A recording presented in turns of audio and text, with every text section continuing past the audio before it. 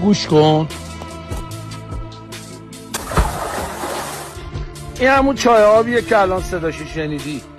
اینو ما داشتیم لایروبی میکردیم، برق رفت. این پسره که کارگر مغنیه بود، مغنی تایچا بود. این پسره که کارگر مغنیه بود، بچه شوخ و بامزه‌ای. یارو بهش گفتش که تناب بنده پایین، برق رفته، من بیام بالا فعلا که ما نمیتونیم کاری انجام بدیم.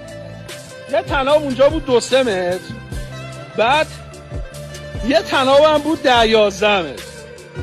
یارو اون تناب 2-3 متریه رو انداخت، در صورتی که عمق چاه حدود 7-8 متر. این هی داد می‌زد، گفتش که تناب درسته رو بنداز. کاری نداریم، داشت باش شوخی میکرد. ولی میخوام یه گوشی دستت بدم باشه، بد نیست. خیلی وقتا هستش که تو توی چاه 7-8 متری افتادی و خیلی دقیق میدونن چاه 7-8 متره، ولی تناب 3-4 متری میفرستن برات، ادای کمک کردن در میارن، اداشو در میارن. اینا خیلی به درد نخورن.